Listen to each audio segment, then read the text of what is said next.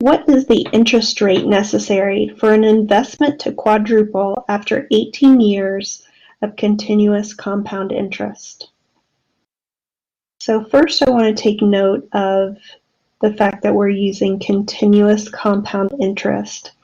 And I pulled this from our notes, which has a formula for continuous compound interest, and it identifies what the variables mean in that formula.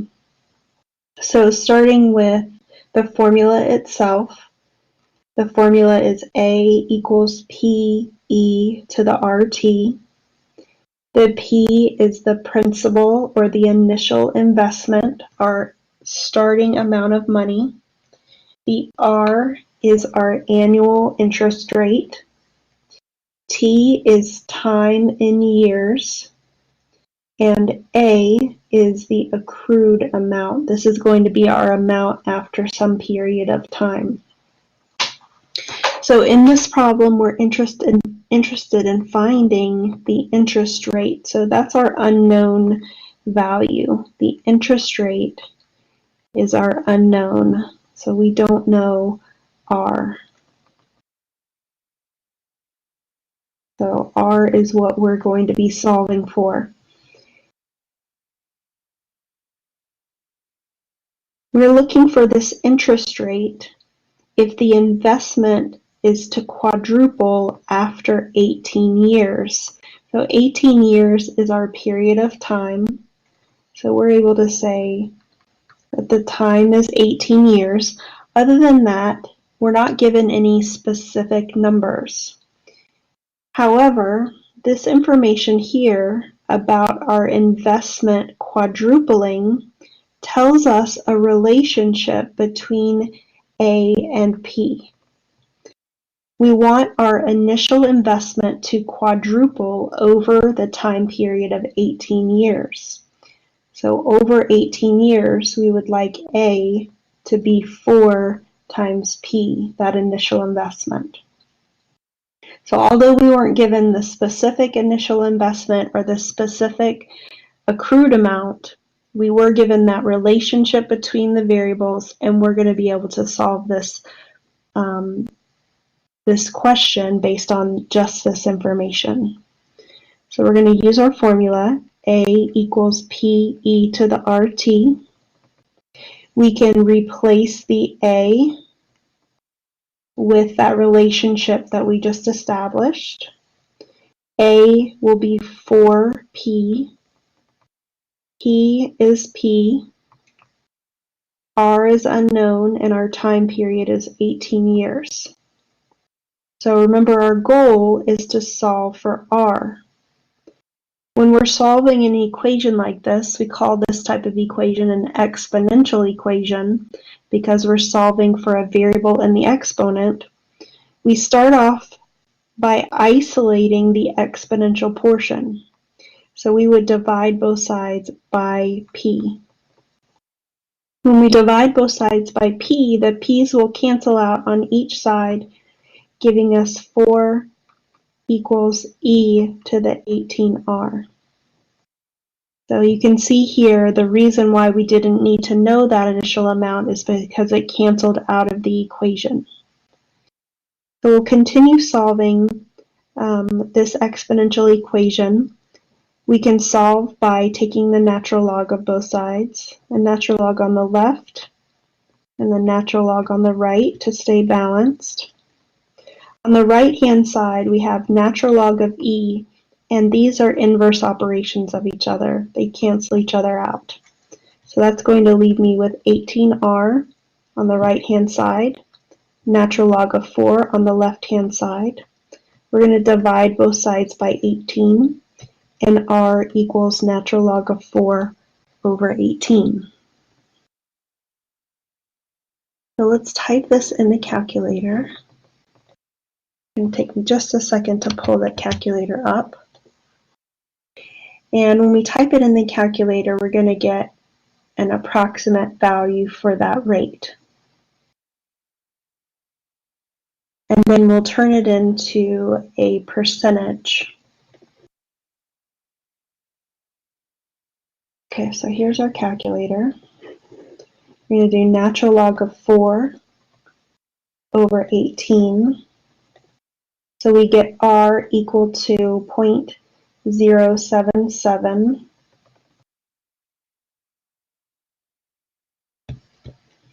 And we'll write that interest rate as a percentage by moving the decimal place 2 places to the right.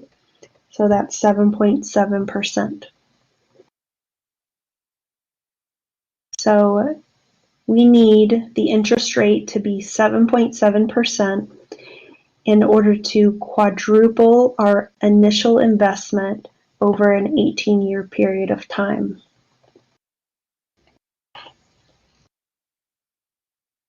How long will it take for an investment to triple if it's compounded continuously at 13%?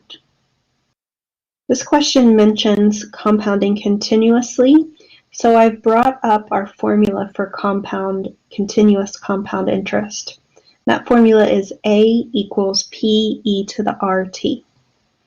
Let's go through what each variable stands for. We have P being the principal or initial investment, R being the annual interest rate, T is time in years, and A is the accrued amount, or the amount after some period of time. So in this question it says how long. So the question being phrased as how long indicates that we're going to be solving for time. So T is our unknown variable that we're trying to find. So how long will it take for an investment to triple if it's compounded continuously at 13%? So 13% will be the interest rate. And when we use that interest rate in the formula, we want to use it in its decimal form. So we'll move the decimal place 2 places to the left, giving us 0.13. Now there are no other numbers given in this problem. However, we are looking for how long it takes for our investment to triple. That gives us a relationship between the principal and the accrued amount, the amount that we start with and the amount that we end with. So that relationship will be that A is 3 times P. Triple your starting amount. So with this information, we're going to be able to solve for time. So let's start with our formula. A equals P e to the RT. We're going to substitute in for A 3P. We are tripling our initial investment. P we'll just write as P, and then R is 0.13. So we have 3P equals P e to the 0.13t. Now to solve this exponential equation, we start by isolating the exponential portion. We're going to divide both sides by P. That gives 3 equals e to the 0.13t. And now we can solve this. The previous example I used taking the log of both sides. This time I'll try converting it to a log to solve. So to convert it to a log, we'll write the word log. We'll use the base e. The log always equals the exponent, so this will equal 0.13t. And then the 3 goes inside the log. Now we don't typically write log base e. We'll use our special notation, ln standing for natural log. Natural log of 3 equals 0.13t. Now we can solve for t by dividing both sides by 0.13. So we have our solution of t equals natural log of 3 over 0.13. So let's get our calculator. To get an approximation, we have natural log 3 divided by 0.13. So that gives 8.45 years.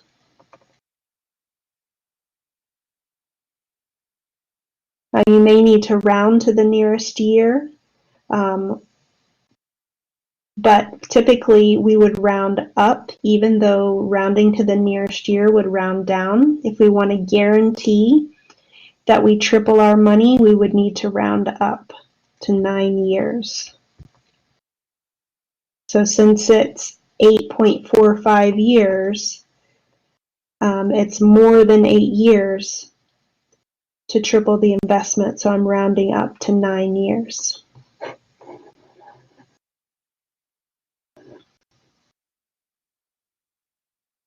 Determine the real solutions to the system of nonlinear equations. Our system is x plus y equals 1 and y equals x squared minus 29. So we're going to solve this equation, system of equations. You could solve it with elimination or substitution. Based on how this question is set up right now, I already have y equals, so I'm going to solve with substitution.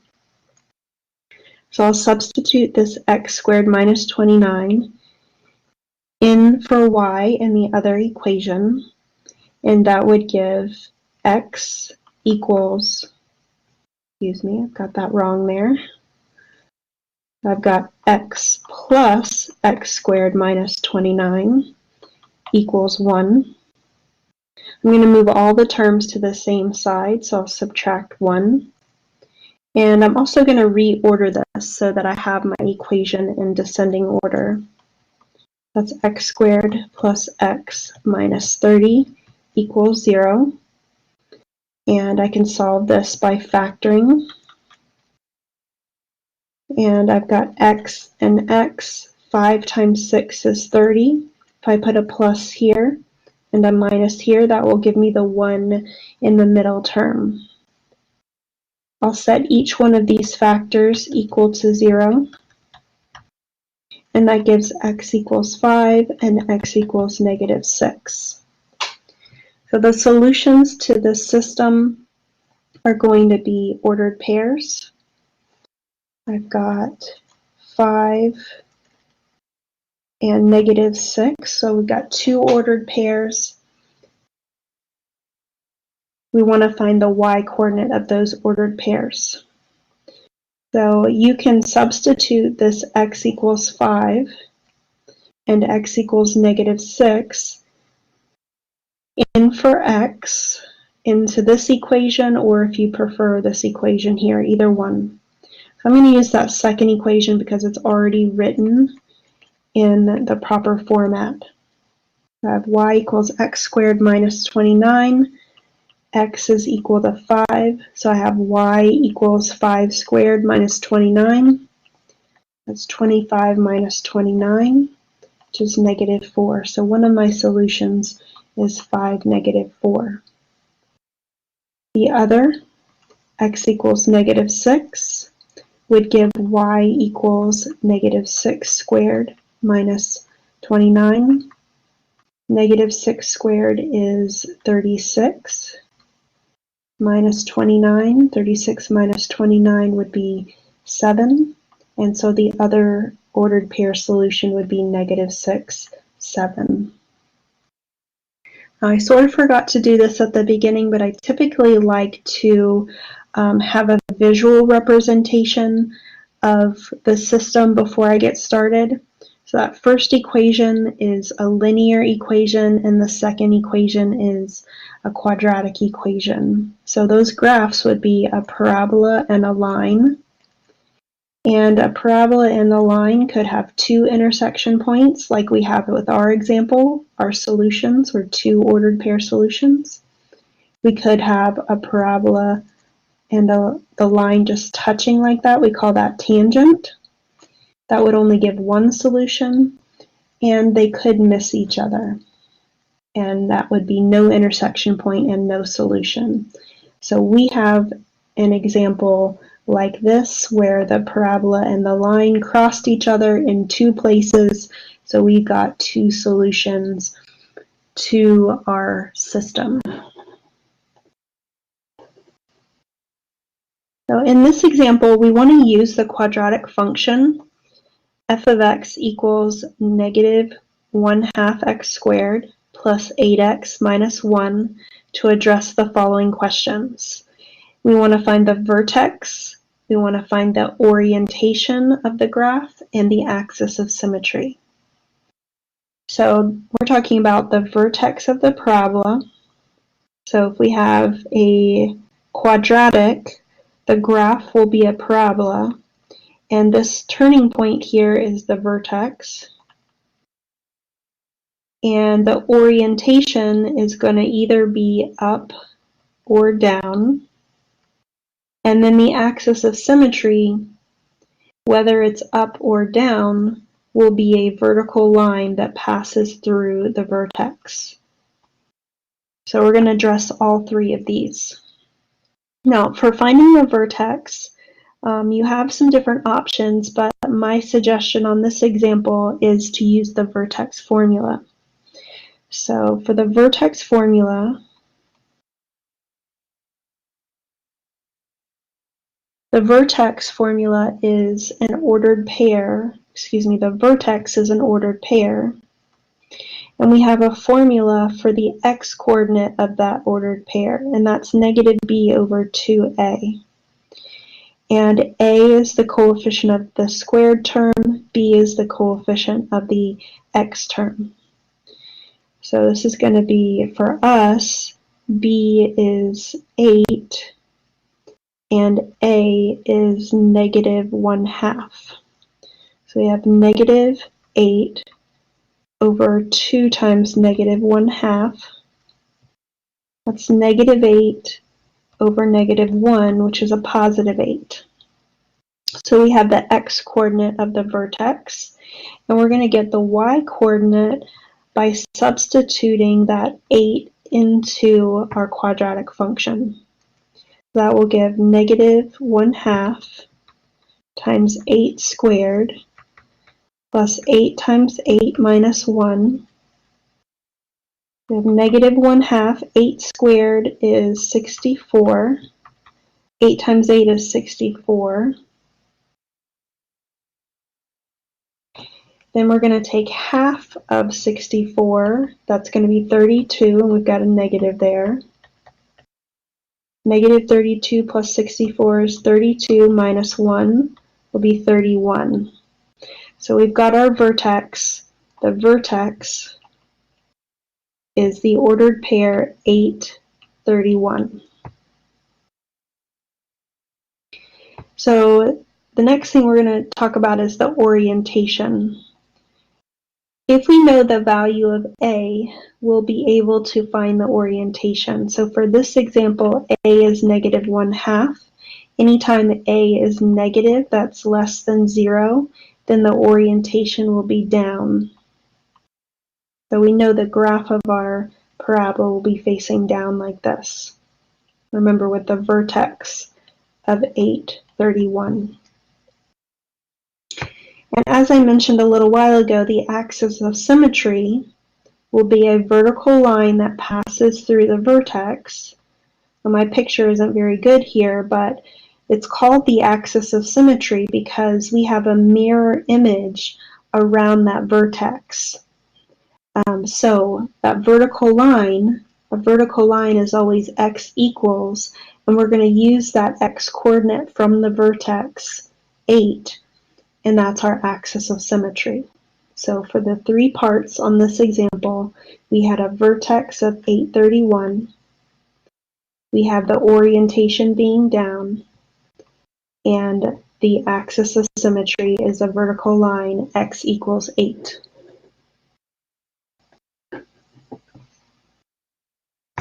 Use the quadratic function f of x equals 2x squared plus 4x minus 3 to address the following. Find any x-intercepts, find any y-intercepts. Now I know that it says part A x-intercepts, but y-intercepts are always easier, so I'm going to start with that. So to find a y-intercept, we're going to let x equal 0. So let's substitute a 0 in for x. That would give us 2 times 0 squared plus 4 times 0 minus 3. That simplifies to be negative 3. So we have a y-intercept at 0, -3. Now let's find the x-intercepts. To find the x-intercepts, you let y equals 0. Now we don't have a y in our equation, but we know with function notation that f of x represents y. So f of x is the same thing as y, so we're going to set f of x equals 0. So that gives 0 equals 2x squared plus 4x minus 3. Well, this is a quadratic equation. I typically try to solve the equation by factoring first. So let's try that. But remember, if it doesn't work, we have the quadratic formula that we can fall back on. So let's give it a try. We've got 2x times x would give me 2x squared. And 3 times 1 would give me 3. And I need to check the inside, that would be 3x, and the outside would be 2x. And there's no way that we can combine 2x and 3x to get 4x, so that's not going to work.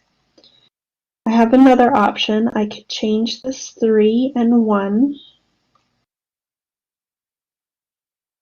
and that would give me an inside of 1x and an outside of 6x. However, I still am not able to combine x and 6x to get the 4x that I need. So this tells me that factoring is not going to work for this quadratic. So let's use the quadratic formula. So with the quadratic formula, we have a being 2, b being 4, c being -3. And the solution to the quadratic equation will follow this pattern, this formula, -b plus or minus the square root of b squared minus 4ac all over 2a. So we're going to substitute our values into the formula and start simplifying with order of operations. We have -4 plus or minus the square root of 4 squared minus 4 times 2 times -3 over 2 times 2. I'm going to simplify inside the radical. -4 plus or minus, we have 4 squared, which is 16. We have 4 times 2 is 8. Times 3, that's 24, and that will be a plus. And in the denominator, 2 times 2 is 4. Still underneath the radical, I can perform that addition, and that would give me 40. 16 plus 24 is 40. I will simplify the radical. So to simplify the radical, I'm going to write 40 as 4 times 10. The square root of 4 is 2. And the final thing that I'm going to do to simplify is to look for common factors between the numerator and denominator. So I'm looking at these 3 numbers here. They're all even, so 2 divides into all of them.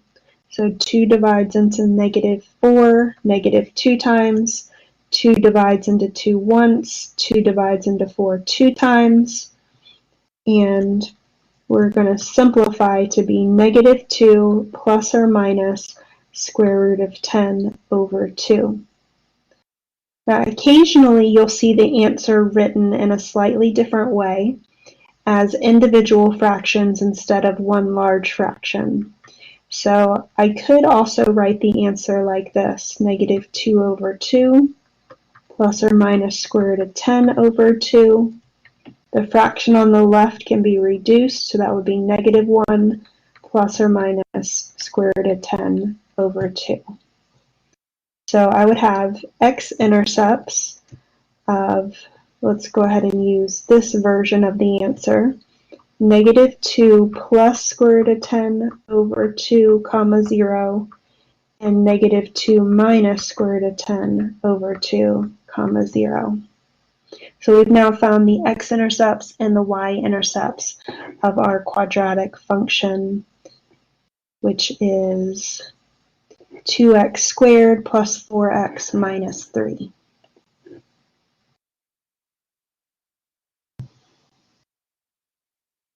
On this question, we want to find the equation of all horizontal asymptotes, if any, of the rational function.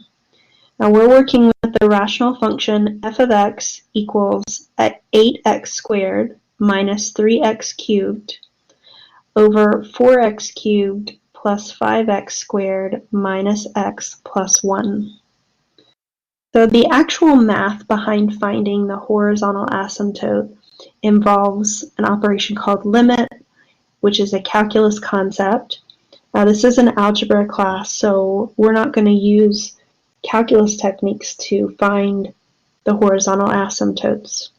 What we do instead is we memorize a few specific cases, scenarios, that will identify the horizontal asymptote for us. And I know I have a lot of text on the screen right now, so I'm going to try to highlight the important parts. So we have 4 different cases that we're working with, and honestly we really only have 3 cases because horizontal asymptotes specifically only have 3 cases.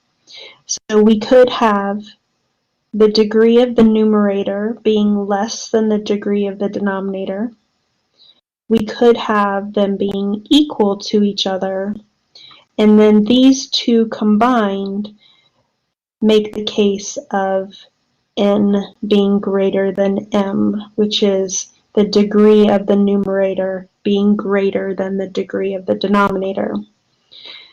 So in each one of these cases, the horizontal asymptote is something different. So in that first case, the horizontal asymptote will be y equals 0. In the second case, the horizontal asymptote will be y equals a sub n over b sub n. I like to call this the ratio of the leading coefficients. And in the final case where n is greater than m, there is no horizontal asymptote. So we need to figure out which case we're in. In order to do that, we need to know the degree of the numerator and the degree of the denominator. So the degree is going to be the highest power on x. So for this example, n is going to be 3. We've got a power of 2 on x, we have a power of 3 on x. We're going to take the higher power. And the denominator, m, is also 3.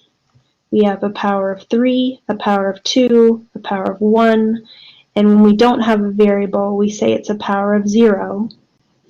So the highest power was 3, so the degree of the denominator is 3. So I think you can see that the 2 degrees are equal to each other. So we're in this case here where the horizontal asymptote is going to be the ratio of the leading coefficients. So now we need to know what is the leading coefficient. And that terminology can be a little bit misleading because you hear leading coefficient and you might think that that means the first coefficient. But what it means is the coefficient of the highest degree term. So we're going to use the -3 and the 4. So it's only leading when you write it in descending order. So typically we write the cube first, then the squared. For some reason this was written in a different order, probably to test if you're paying attention. So it is leading when we write it in descending order like this. So the horizontal asymptote is y equals -3/4, the ratio of the leading coefficients. On this one, we want to find the equation of all horizontal asymptotes, if any, of the rational function. And this time we're given f of x equals 3x cubed minus x squared plus 9 over x squared plus 6. So as we said in the last example, we find horizontal asymptotes by memorizing this set of rules that are summarized for us. So recall, our three cases are where n is less than m, n is equal to m, and n is greater than m. And n and m are the degree of the numerator and the degree of the denominator. The degree is going to be the highest power on x. So looking at our numerator, we have a power of 3, a power of 2, no variable, so this would be a power of 0. We're going to take the highest one, so we have the degree of the numerator being 3. In the denominator, we have a power of 2, no variable, so that would be power of 0. So m equals 2. So we can definitely rule out the one in the middle because they're definitely not the same. The degrees are not the same. Sometimes people get a little bit confused comparing these two values. So this time our degree on the top is larger than our degree on the bottom. And so we're talking about this last case here. And in this last case, it turns out that there are no horizontal asymptotes. There is a different type of asymptote in this case, which is called an oblique asymptote, a slant asymptote. Your question only asks about specifically horizontal asymptotes, so you're going to say, no, there aren't any horizontal asymptotes. But if you did need to know about the oblique asymptote, what you would do is you would take that denominator, you would divide it into the numerator using long division. So I would multiply by 3x. That would be 3x cubed and 18x. We would change the signs, subtract, that would give negative x squared minus 18x plus 9. We'd repeat that process over again, multiplying by negative 1, that's negative x squared minus 6. We would change the signs and get a remainder of negative 18x plus 15. And we would say that our oblique asymptote is y equals 3x minus 1. But as I said before, your question specifically asks about horizontal asymptotes. So when your degree of the numerator is larger than the degree of the denominator, we know that there is no horizontal asymptote.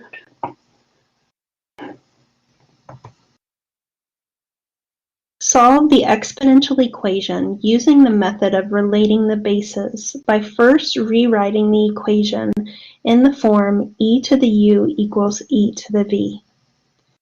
Our equation is e to the x squared equals e to the x times e squared. So we're going to start off trying to write the equation in this way, because once we write it with the same base on both sides, we're going to be able to simplify using the one-to-one property of exponential functions. That one-to-one property says if the y's are equal, then the x's must be equal. So this allows us to say that u equals v, that those exponents are equal to each other. So in this problem on the right-hand side, I'm going to simplify using the product rule for exponents. And the product rule for exponents allows me to add those exponents together. So I have e to the x squared equals e to the x plus 2. Now I've written it so that the bases are the same on both sides, and the exponents must be equal to each other. So we have x squared equals x plus 2. We have a quadratic equation. We're going to move all the terms to the same side. That gives x squared minus x minus 2 equals 0. Let's solve this by factoring. We have x and x, 2 and 1. We need a minus on the 2 and the plus on the 1. We're going to set each factor equal to 0 and get x equals 2 and x equals negative 1 as our solutions.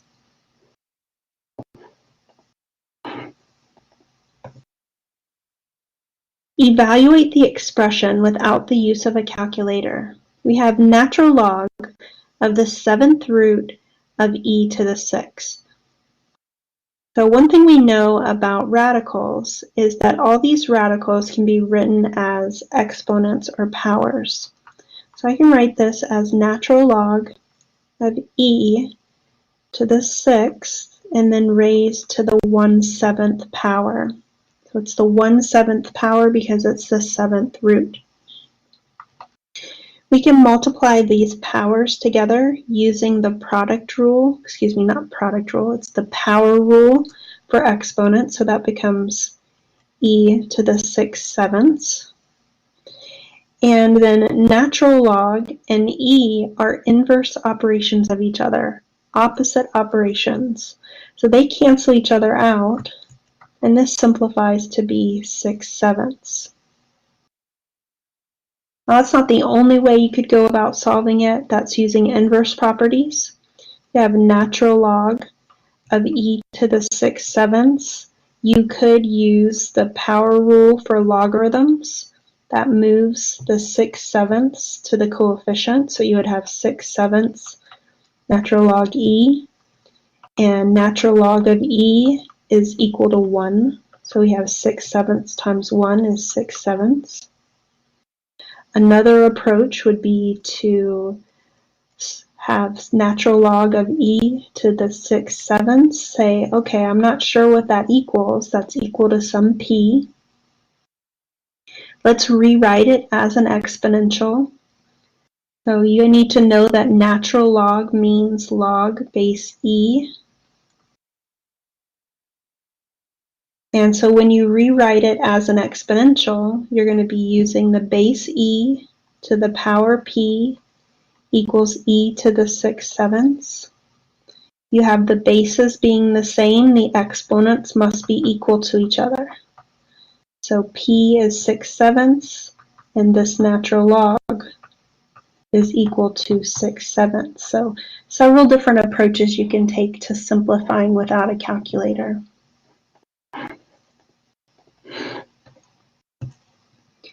Use the substitution method or the elimination method to solve the following system. We have 2x minus 12y equals 6, negative 3x plus 18y equals negative 9. So as I'm looking at this question, based on the way it's presented to me, I can see that the x's are lined up, the y's are lined up, the constants are lined up, and most importantly, the equal sign is lined up.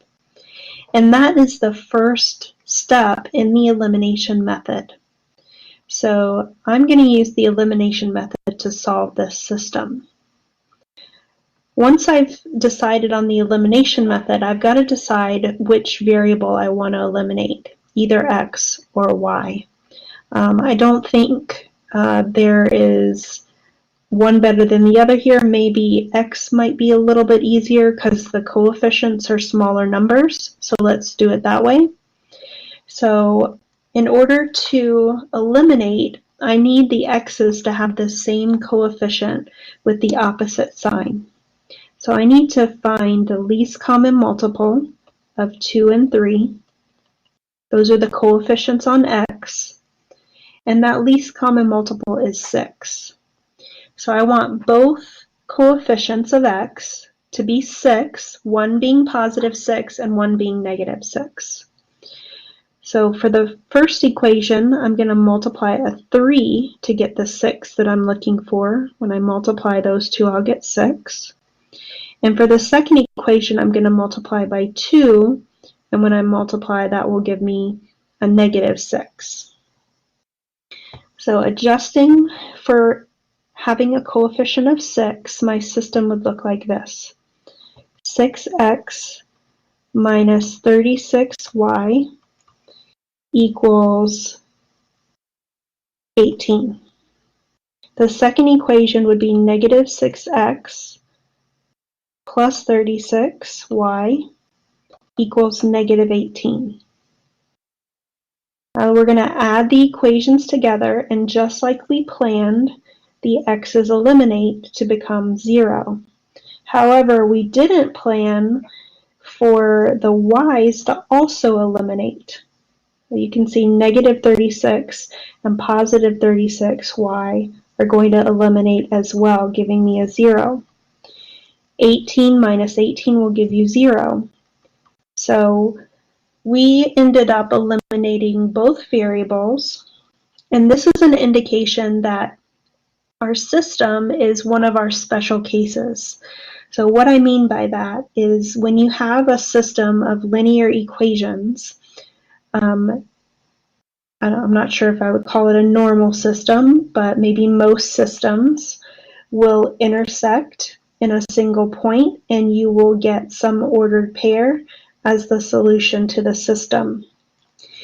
However, you have two special cases in which your two lines could be parallel to each other, and they have no solution because there are no intersection points. These parallel lines run alongside each other and never intersect. And then you have a third situation where the two lines are actually right on top of each other.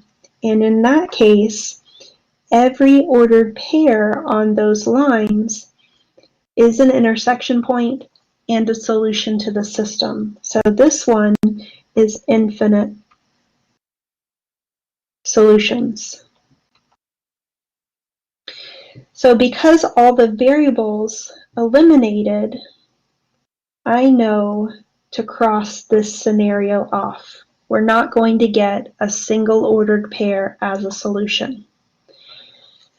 What we do know is we're going to look at this final statement here, and if that final statement is false, we know we have a system that has no solution, no intersection point.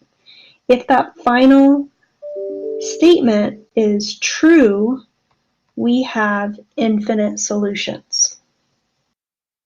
So looking at our final statement, we have 0 equals 0, which is a true statement.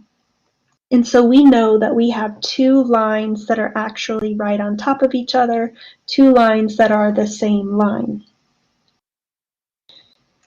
Now these infinite solutions need to be specific because there's a whole lot of ordered pairs that are off of those lines that are not solutions. Only the ones on the line are solutions. So we can't just say all ordered pairs. We need to be specific about which ordered pairs are solutions. So what we do is we write our ordered pairs, x, y, and I'm going to take one of our equations, 2x minus 12y equals 6, and I'm going to either solve for x or solve for y. Let's solve for y in this one. So I'll subtract 2x. That will give negative 12y equals negative 2x plus 6. I'll divide by negative 12 to get y equals 1/6 x minus 1/2. And so I'm going to be able to say that all of the ordered pairs that follow this pattern, where you choose an x and the y is 1/6 x minus 1/2, are going to be solutions to the system. Now, if you need to have y's in your ordered pair, instead you would take that equation and solve for x. So I'm going to add 12y. That gives 2x equals 12y plus 6. divide by 2, and x equals 6y plus 3. So you could say all ordered pairs that follow this pattern. You would choose the y value and then calculate the x value as 6 times that y value plus 3. So ordered pairs that follow either of these patterns are solutions to the system.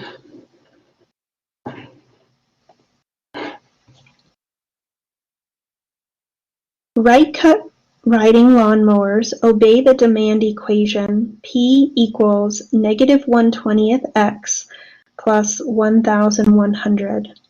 The cost of producing X lawnmowers is given by the function C of x equals 120x plus 4,000.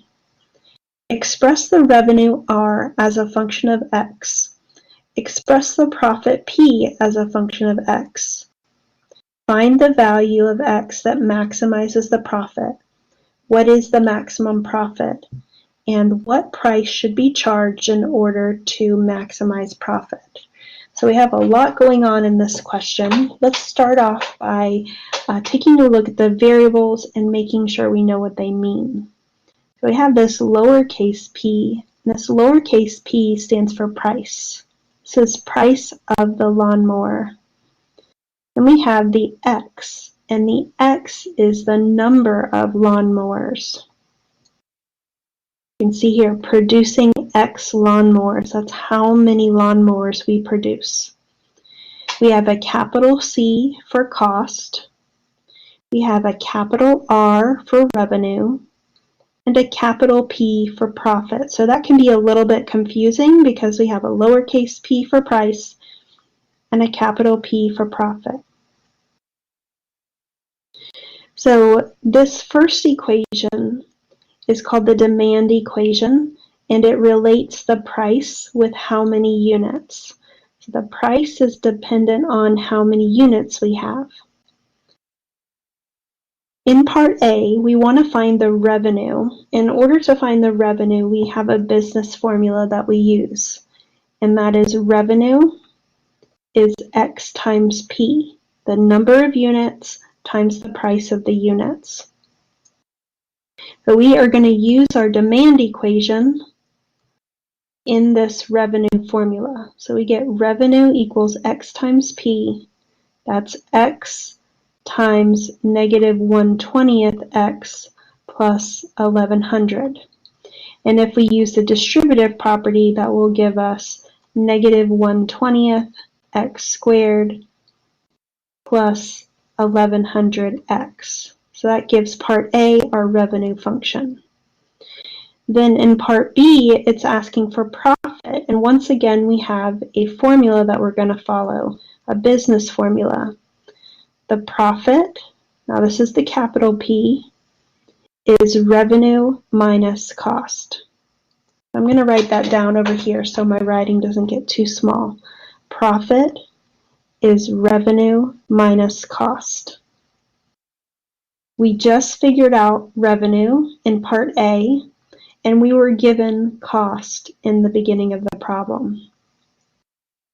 So let's calculate the profit function. Revenue is negative 1/20 x squared plus 1,100x minus cost. I need to put parentheses around cost, so I subtract the whole thing. That's 120x plus 4,000. We're going to use the distributive property and distribute this negative.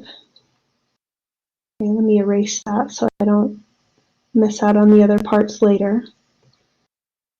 It's negative 1/20 x squared plus 1,100x minus 120x minus 4,000. We can combine like terms. We're going to do 1,100 minus 120 to get 980. 980x minus 4,000. So we now have the profit function. So part A, part B done. So then we're going to look at part C. Part C says find the value of x that maximizes the profit. And what is the maximum profit? So to maximize the profit, what we have to notice is that this is a quadratic function. Profit is a quadratic function. We know the graph of a quadratic function is a parabola. And specifically, when we look at our leading coefficient, we have a equal to negative 120. That is a negative leading coefficient. That tells us that our parabola is going to be oriented down. Remember, this parabola is profit. Where is the maximum profit? The highest profit will be right here at the vertex. So the max is going to be at the vertex. So we can solve this part C question by finding the vertex of our quadratic profit function. So we're going to use the vertex formula. And our vertex is an ordered pair hk. And our formula for h is negative b over 2a. That's negative 980, that's the b, over 2 times negative 1/20th. That's negative 980 over negative 1/10. And that's 10 times 980, which is 9,800. So we're going to need to sell 9,800 lawnmowers to get to our maximum profit. Then our maximum profit, we're going to plug this 9,800 into our profit function. Let's use our calculator for that. So I'm going to do that over here. So this is our profit function, and I'm going to substitute that 9,800 in for these x's. So that's negative 1 over 20 times 9,800 squared plus 980 times 9,800 minus 4,000. So we get that our maximum profit, it looks like 4,798,000.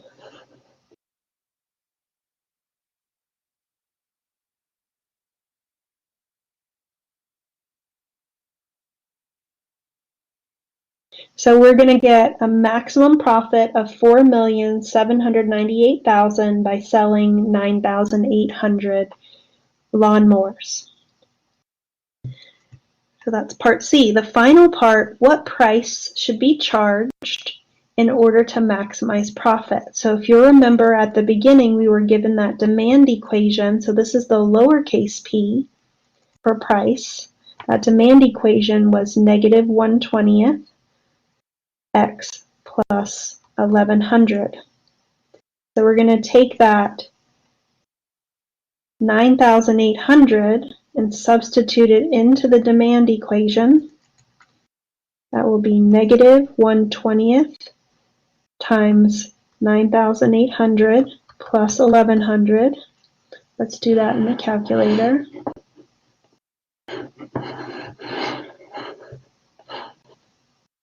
We have negative 1/20th times 9,800 plus 1,100. That's 610. So we should charge $610 per lawnmower to get our maximum profit of $4,798,000.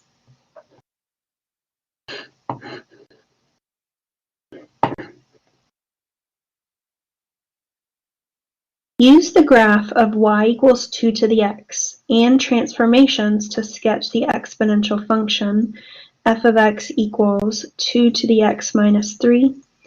Determine the domain and range, determine the y-intercept, and find the equation of the horizontal asymptote. So in order to start this off, we need to have a basic understanding of the graph of y equals 2 to the x. So I'm going to draw a quick sketch, choosing some x coordinates, -1, 0, and 1. We'll substitute them in to get 2 to the -1, 2 to the 0, 2 to the 1, and that gives us 2 to the 1 is 2, 2 to the 0 is 1, 2 to the -1 is a half. So with a quick sketch of the graph, we have 0, 1, 1, 2, -1, and a half. So we have an increasing function. On the right, it goes to infinity. On the left, it gets closer and closer to the x-axis without ever reaching, indicating that we have a horizontal asymptote right on top of the x-axis. That's y equals 0. So we want to start from this basic graph and get to the graph of f of x equals 2 to the x minus 3. Now this function only has one transformation. It involves this minus 3. The minus 3 is going to shift our basic graph to the right 3 units. Okay, I know it's going to be a shift because all shifts have adding and subtracting. This shift, this subtraction is taking place inside of the base function, which makes it horizontal. And because we have a minus, it's going to shift to the right. If it were plus, it would shift to the left. So I want to take a close look at what happens to each of these ordered pairs. So we've got the ordered pair. Let's start with the ordered pair 1, 2. Nicer numbers. If I shift that 3 to the right, so I'm starting at 1, 2, and I move it 3 to the right, do you notice that the y-coordinate stayed fixed, but the x-coordinate changed? The x-coordinate went up 3. So the ordered pair that was on 2 to the x becomes 4, 2 on the graph of 2 to the x minus 3. Then let's look at the ordered pair 0, 1. So if I take the ordered pair 0, 1 and I shift that to the right 3, you'll notice the y-coordinate stayed the same, but the x-coordinate went up by 3. So that 0, 1 becomes 3, 1. Our final ordered pair, which is the ordered pair -1 and 1/2, is also going to get shifted right 3. So it starts off here, -1 1/2, it gets moved right 3. And once again, the y-coordinate is fixed, but the x-coordinate goes up by 3, becoming a 2. So you can see that the new graph looks very similar to the old graph, only shifted to the right 3 units.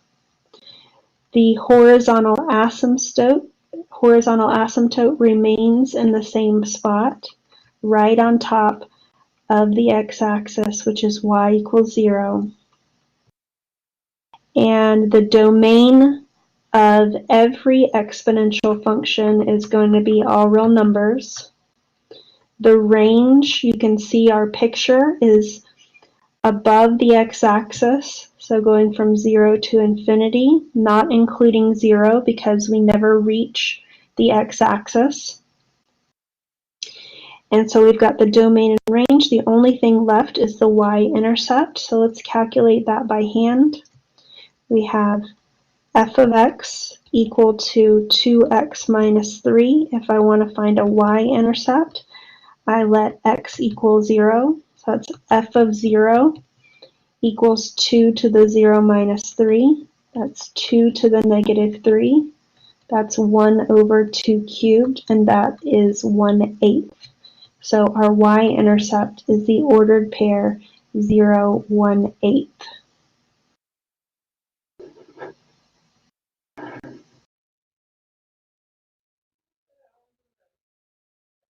Thank you for checking out my videos. Have a great day.